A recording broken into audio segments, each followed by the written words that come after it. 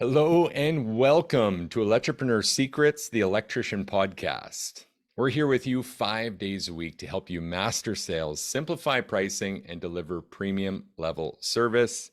Two master electricians with business addictions. I'm your host, Clay Newmeyer. With me, as always, my esteemed co-host, feeling much better today, Joseph the Salesbot Lucani. Joe, how are you?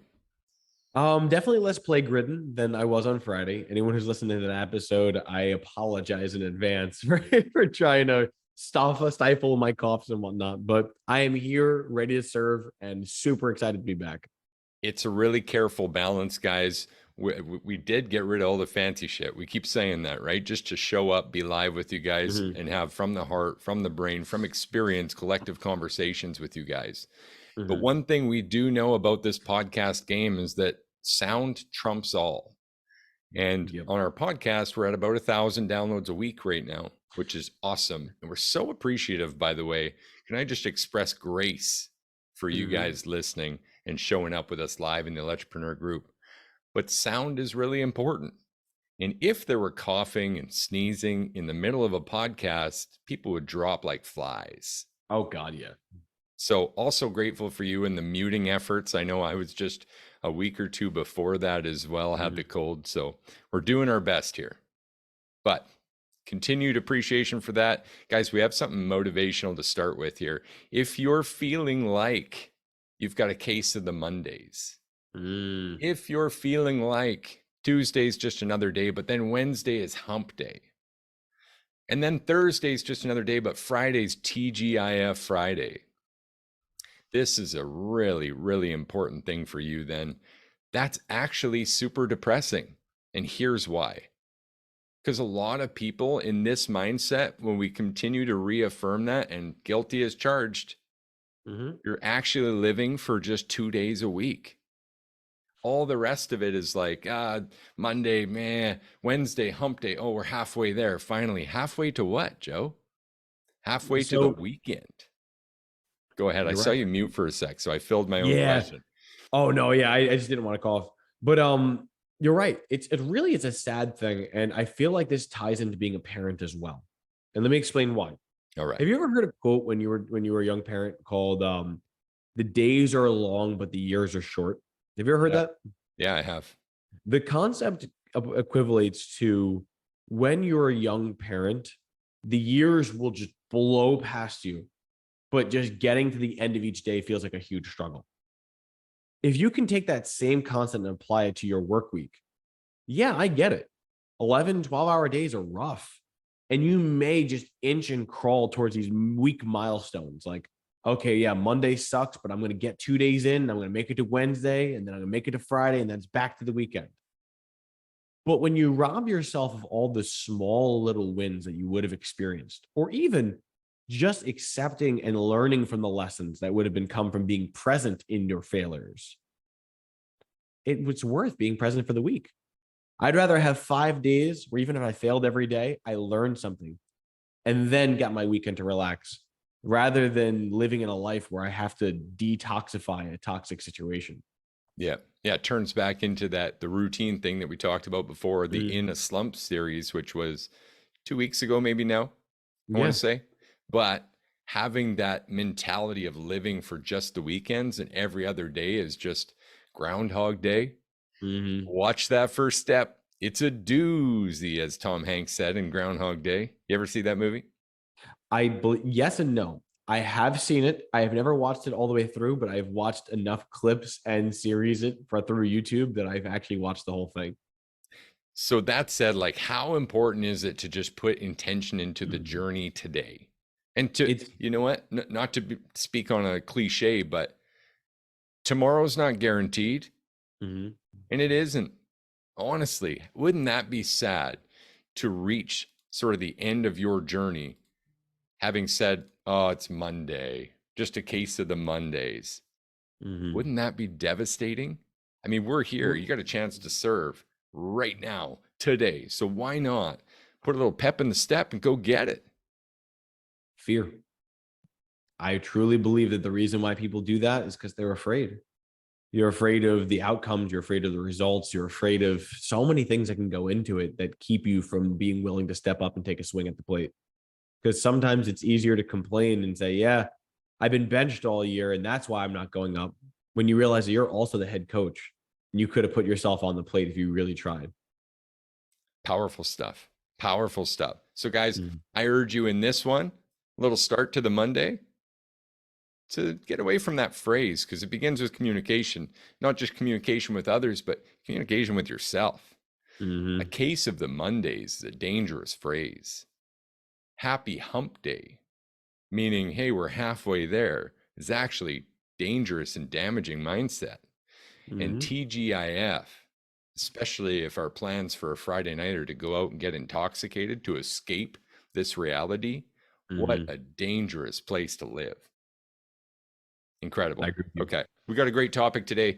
Moving on to how to keep your electricians, retention Alpha topic. secrets. In our class today, one of our clients on the inside said, hey, I got a guy who I really respect. I value this fella. He's going to be somebody. And he's got another opportunity. First question would be, wouldn't this happen all the time for great all-stars? The people we Mm-hmm. want to retain, aren't they going to continue to see opportunities everywhere they go? As they should. I mean, it's one of those things, even us who run businesses get opportunities and get approached by other people and like, hey, you'd be great in this venture. You'd be great in that venture. People recognize talent and they want to bring them in. It just makes sense. Right. I agree 100%, wholeheartedly. In fact, it's happened to us, Mm-hmm. right? And there is an entire market out there. Well, look at recruiters. Half Mm-hmm. of their strategy is poaching. Guys, if you're on LinkedIn, you've probably got these messages. Hey, big firm hiring, looking for someone just like you. They want to make an offer. Are you interested? Yep, that makes sense. Right? No matter where you're working, they'll reach out. If your phone number's attached, they'll text you, they'll call you, and they'll try to recruit you to someone else. There's one danger I want to point out with this, though. Mm-hmm. If you're someone using those guerrilla marketing tactics, really trying to pull from other places, and I mean pull hard, pushing them out of a position and into your little sphere of influence or big one, wouldn't that also mean they could leave just as easily? That makes a perfect sense because the kind of person that's able to say, you know what, I'll leave an established company for a better opportunity for $2 more. What's stopping the next guy from offering him $2 more? And now you're the one who's high and dry. Yuck. Yuck. Yeah. Mm-hmm. So in this case with our client, of course, a little nicer than that, the guy came forward and says, look, I've got an offer. I just wanted to bring this to you and bring it to your attention. Bit of a bomb moment, right? Mm-hmm. What are you thinking when this happens to you in your business, Joe? So the conversation that we actually came up and talked to him about was I slipped into what's known as sales mode, and I was able to look at the situation as if he was a customer.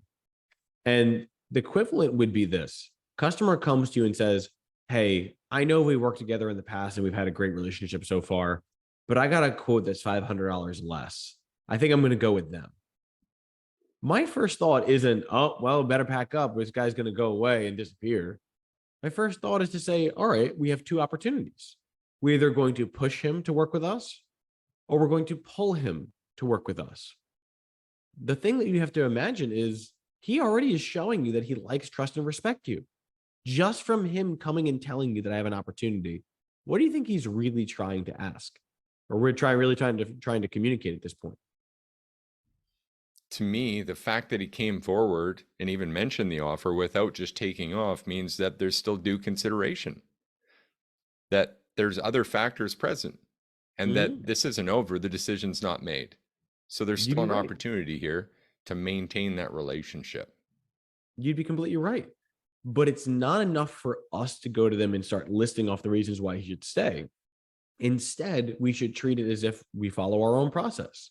And can I call You a know, timeout on that one? Because you sure. just nailed a huge point there that really is paving the way for this whole conversation, Mhm. right? They came to us. It's not time to start thinking again and Mm-hmm. projecting our thoughts, which is really easy, by the way. I'm Mm-hmm. great at it. You're great at it. If you're listening to this, you're likely great at it. Most people are great at speaking and telling other people their opinions, but not very good at listening, hearing what the person is saying. I'm sorry to interrupt you so heavily there, but I really had to throw that in Mm-hmm. there. Did you No, need a it's moment? fine. No, it's fine. You can, I don't know if anyone who's listening can tell or not, I'm going between coughing and not coughing. So my mute button is on point today. Love it. But anyway, the point that we're going, I lost my train of thought for a second. Yeah, The I point did that we that were to you, trying by to the go, way. it's all good, dude. It's all good. But we have a situation to where this client has come to you and has communicated that, yeah, I have a quote from someone else, but you know what? I just want to see what you can do about it. They may even ask, what are you going to do about it? They may just say, hey, I got a quote for someone else for less. The same way that you would approach it with your client is the same way you can approach it with your employee. First, with gratitude. First, I'd like to thank you so much for being willing to come to me. And I really respect the fact that you would trust me enough to be willing to present this, because I'm sure it's an uncomfortable situation to be in. Then reframe. If you don't mind me asking, and I get it, you are coming in from a very awkward situation, but if you don't mind me asking, what was it you were hoping to communicate by telling me this? Now we're just in gratitude and reframe. Now you be quiet. Yeah. Exactly like Clay's saying, be quiet. Now, also, your body language at this moment is very important as well. Because imagine if I'm leaning and I'm like, all right, what were you trying to communicate by telling me that you were planning on looking for another job? It's a little Feels like different. scolding. Yeah. You see how I'm almost like elevating up and I'm speaking down to you compared to softening and leaning back. I understand that you're in a situation and I genuinely want to help and I want to thank you for coming to me. But if you don't mind me asking you a question, what were you hoping to communicate by letting me know you're planning on going somewhere else? Yeah. And I love this. And I want to pause there too, because the communication, once again, is more than just words, Mm-hmm. more than words. I'm now thinking about Jimmy Fallon and Jack Black. Oh man, they redid that song, More Than Words. Point is, more than words. What they're communicating is, you're my mentor. I Mm-hmm. still trust you. We've still got skin in the game. I still value your opinion. I'm looking for mentorship. Isn't that crazy? Can I just point out for a minute that most of us do not have an actual idea or understand the gravity of how much we influence those people in our little Mm-hmm. organizations? And I Mm-hmm. say little, not with reference to the size of your company, but with reference to the size of the communities around us. It is a Yeah. small organization of people, a little community, a little culture that you've got going. Mm-hmm. And it's so crazy, but we overlook our importance in that all the time. So Mm-hmm. what's just happened is that gravity's taken over, and one of those people has come to you, and without saying it, because they don't have the words or they're embarrassed to just outright say it, not many people say exactly what they're thinking. But Mm-hmm. what's happening in the background is, you're my mentor and I actually need guidance here. Okay. I love that. And that's why it's so important to leave it as an open-ended question. So instead of saying things like, so what are you doing there? What are they offering you that we're not? It makes it very black and white. Instead, saying things like, well, if you don't mind me asking, what are you hoping is going to be different there than how you're currently experiencing it here? Ask them to try to almost think a couple steps in the future. What are you hoping? It's no different than, what are you hoping to accomplish with someone else that we haven't already provided to you? That's the same line that we use, but it works because Definitely. I want to hear they offer a 401k. I want to hear they have reduced hours, lower commute, more time with my family. I want to hear those things because once we know the real emotional reason, we can answer it in the way that we know is going to move the conversation forward rather than just constantly playing ping pong with each other and bouncing the excuse back and forth. And that's so important too, because right now, I mean, the sales process ties wonderfully into this. There's something else that needs to happen right now. You Mm-hmm. need to take notes on what they're saying and continue to probe those feelings around why. What can't occur at this point if you really want to retain and create a staff journey that moves forward with this person. What can't occur is the back and forth that Joe just said on each individual point. You can't hear just to speak. We want to create a list of observations, just like our sales process does, and then present the options afterwards. Because any back and forth is just going to solidify the fact that you're stubborn in your way, maybe unwilling to change, it might communicate, and they're stubborn in this way, and it might actually drive the gap bigger, even though that's not where this started. You know what? If I could speak on a personal basis, can I actually touch on that for a moment? Please do. All right. So I'm not going to get into details because that would be inappropriate, but I've had situations in my own personal life where I've gone to people, not even on like a professional setting, almost like in a familial setting, and been like, hey, I have an issue. I'd like to bring it to your attention so we can get it resolved, just to kind of feel the water. The equivalent would be an employee going to an employer and saying, hey, I'm thinking about leaving and going somewhere else. My goal was to get a positive, hey, what's wrong? So we can discuss the scenario.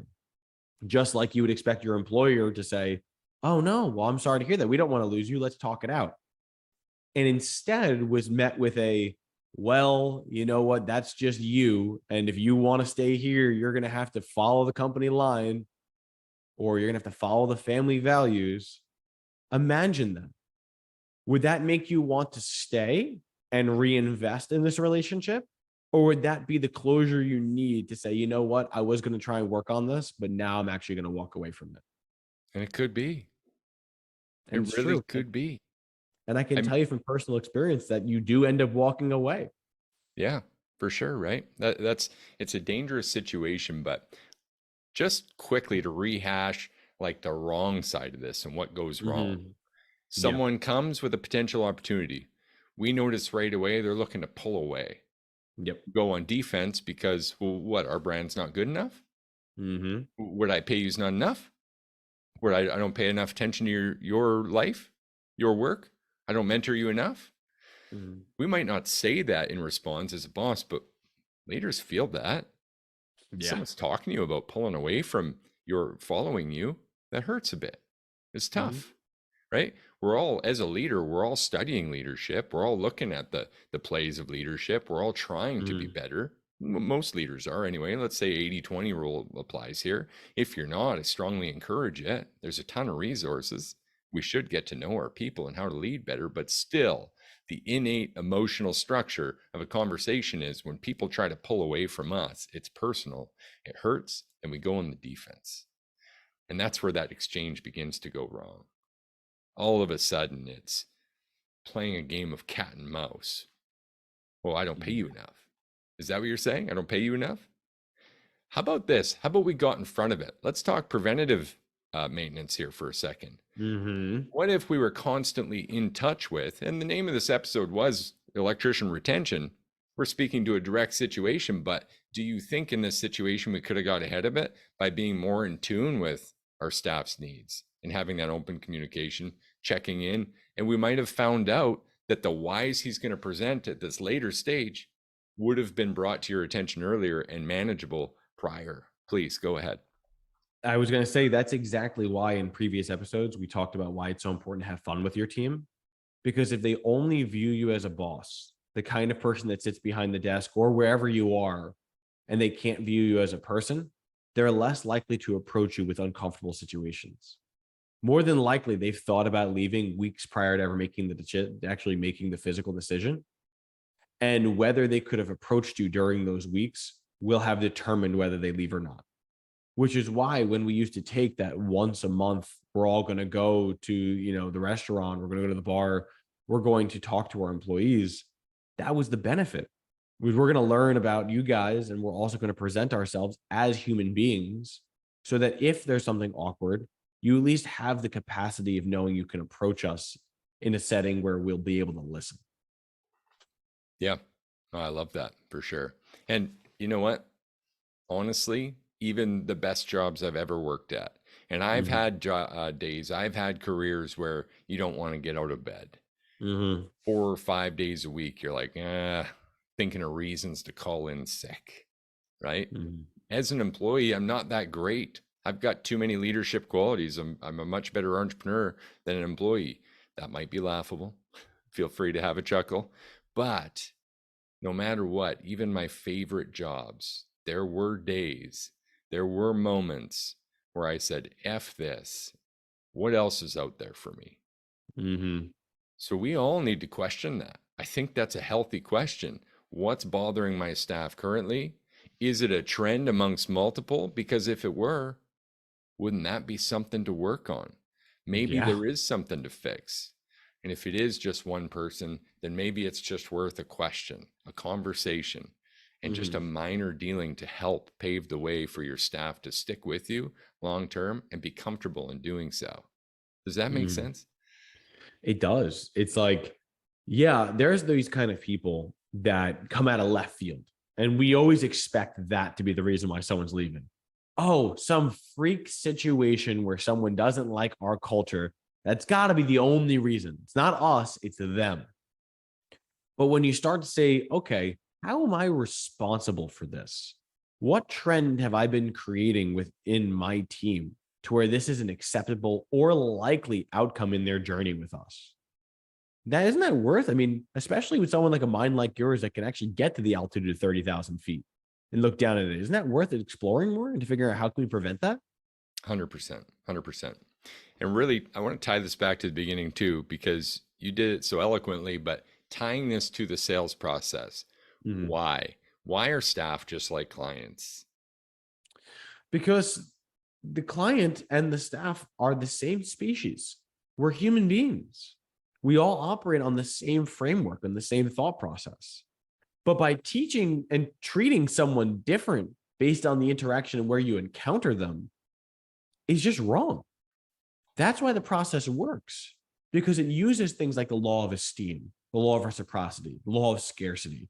There are psychological principles that are factored in there, and they're just as applicable in a work scenario as they would be on an opportunity call. So, the reason why I'm going to die by this process is because you can take it and use it wherever you are in life, because it will be proven to get you a better result than if you went in blind. Yeah. Yep. I agree wholeheartedly. So important. People do business with people, not businesses, including the people that are in your organization. They're definitely recognizing the people of your organization, not so much the brand. And the Yep. brand's important. Don't get me wrong, but it's the personification, the culture of that brand that really holds people in, which means your team has a lot of gravity. Your leadership has a lot of gravity. And that's just worth that due consideration. So something I touched on earlier, and it was mentioned in our class earlier too, is then, okay, well, going forward, how do we minimize that churn in staff? How do we maximize retention? How do we keep people solidified? And honestly, we're coaches, so let me help you with that a little bit. Mhm. Staff journey management. Just like your clients have a journey, your staff should have a journey too. Mhm. Why?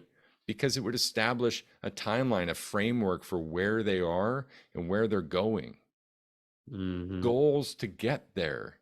We know that the six basic human needs include significance, contribution, and growth, and connection. That's four of them right there.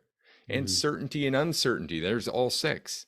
But five of those begin to be solved by a staff journey, a staff plan, something that says, here's where you are, here's where you're going, and here's how you'll get there, right? Does that help them grow? Yeah, Does doing that show them that you're connected and involved in their success? I would say so. Does it show them how they contribute to your business, It would.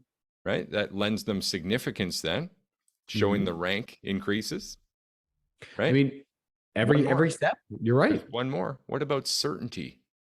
Doesn't Ah, that then show them that they're in it for the long haul and you are too?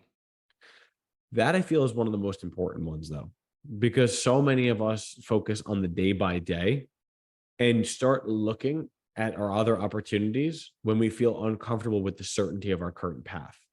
Like you may say, this works for me for now, but I don't know what I'm going to do a year from now. The kind of person who doesn't know if he's going to be here a year from now, they're going to really invest themselves.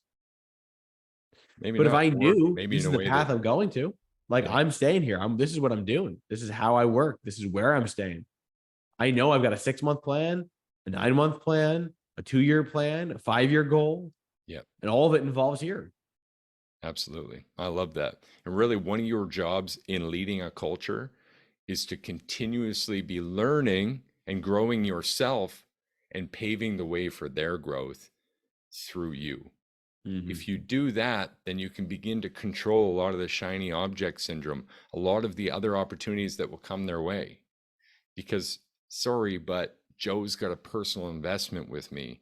As much as that opportunity sounds enticing, I've got a path here and I like where it's going. Shouldn't we have that with our staff, and shouldn't we be checking in on that journey to make sure that it's still aligned with who they are, and where they want to go? And there's actually something even more important to this, if I can add in, Do because it. you're driving a point, and I'm seeing it to its final conclusion here. Good. And the thought process is, let's say, devil's argument, you still said, you know what? I don't know if I have the time to invest in my team in this capacity. I have too many staff, or I'm too busy. You may not have the time to work on retaining them, but if you don't have the time to work on that, you better find the time of replacing them. Because the thing is, Clay mentioned earlier, people don't work for businesses. People work for people. And if you treat them like they're cogwheels in the machine, they'll start to pick up on that as well. And no one wants to go there. In fact, I have seen some situations where people will leave more profitable or financially lucrative jobs to go to a place where they feel more respected on an individual level. So if you don't have time to nurture, you better find time to replace. Yeah. And if you had the choice, wouldn't you want to fix the people that you have right now rather than constantly uprooting and worrying about finding new ones? That's right. There's this quote that I constantly reference, and it's actually just slipped my mind. So I introed that for nothing. That's a ha-ha moment on the podcast, if there's ever been one. I love it. No, here it is. Your greatest success will come through the leverage of other people. Mm-hmm. Think about that. I'll say it again. Your greatest successes will come through the leverage of other people.